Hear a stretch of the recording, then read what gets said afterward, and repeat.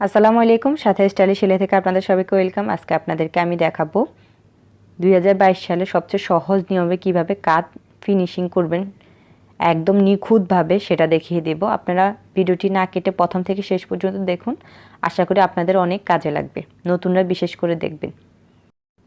আমি এখানে আগে থেকে গলাটি রেডি করে নিয়েছি। আপনারা আমার চ্যানেলে দেখে নেবেন কিভাবে বক্রম ছাড়া গলার খুব ভালোভাবে ফিনিশিং করা যায়, ভিডিওটি দেওয়া আছে, আপনারা চাইলে দেখে নিতে পারেন। এখানে আমি দোনো গলাটি রেডি করে নিয়েছি, সামনে পেছনের। আপনারা দোনো গলাটি রেডি করে নেবেন আপনাদের পছন্দ অনুযায়ী।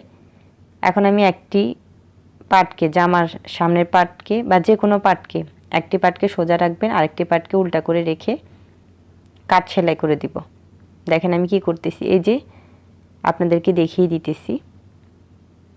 এই যে সোজা একটি পাশ আর একটি পাশ উল্টা রেখেছি, রেখে এই যে পট্টির কাপড়, গলার পট্টির কাপড়টিকে এভাবে ভাঁজ করে রাখবেন না, এভাবে সেলাই করবেন না।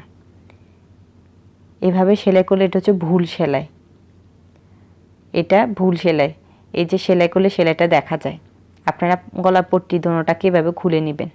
দেখেন এভাবে গলার পট্টিটাকে দোনোটা খুলে নিয়ে তারপরে সেলাই করে দিবেন।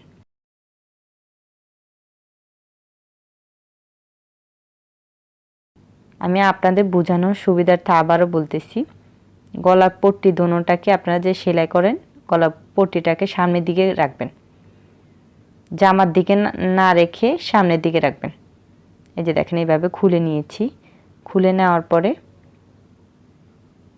এভাবে সেলাই করে দিব।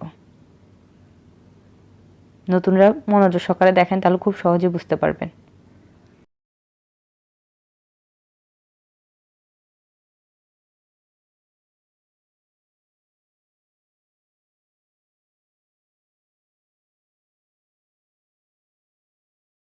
ডাবল সেলাই করে দিবেন, তাহলে সেলাইটি টেকসই হবে।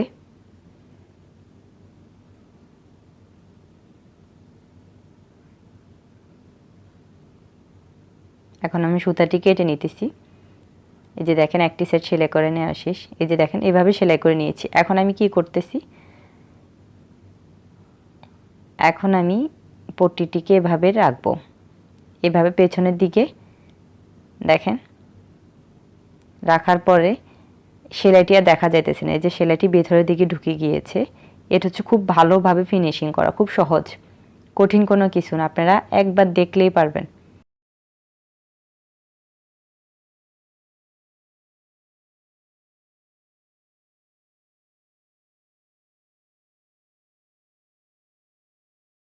যে এভাবে ভাঁজ দিলে দেখেন সেলাইটি ভেতরে ঢুকে গিয়েছে।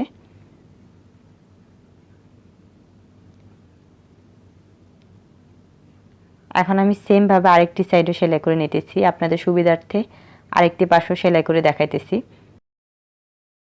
একটি পাশ সোজা, আরেকটি পাশ উল্টা করে নিয়ে আমি দোনো পট্টির কাপড়টিকে খুলে নিয়েছি।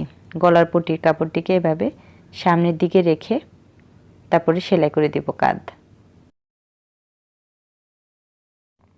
আমার চ্যানেলে খুব সুন্দরভাবে কামিজ কাটিং এবং সেলাই ভিডিও আছে, ধাপে ধাপে আপনারা চাইলে দেখে নিতে পারেন। আমি প্লে লিস্টগুলো তৈরি করে নিয়েছি, আপনারা কষ্ট করে আমার চ্যানেলে ঘুরে আসবেন, তাহলে খুব সহজে বুঝতে পারবেন। ডাবল সেলাই করে দিতেছি।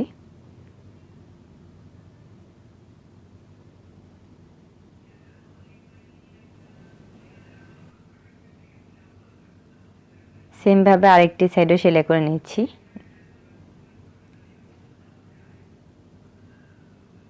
এই যে দেখেন কাঁধটি কত সুন্দর ফিনিশিং হয়েছে, কাঁধের সেলাইটি দেখা যাইতেছে না। আপনারা গলাটি হ্যাম করে নেবেন বা তোলপাই করে নেবেন। আর যদি আপনারা হ্যাম বা তোলপাই না করতে পারেন, তাহলে আমাকে কমেন্ট করে জানাবেন, আমি এই নিয়ে আপনাদেরকে একটা ভিডিও তৈরি করে দেখাবো। যদি ভালো লেগে থাকে আমার চ্যানেলটি অবশ্যই সাবস্ক্রাইব করবেন। সবাই ভালো থাকবেন। আল্লাহ হাফেজ।